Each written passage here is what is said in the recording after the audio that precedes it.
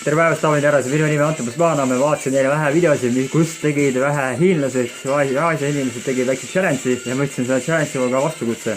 Nimelt on siuke olukord, et sidrun, nagu te näete, on siuke olukord, et siuke tükk, kui inimene sööb selle ära, ta sööb selle ära, kui kõik selle alla neelab, siis on juba normaalne.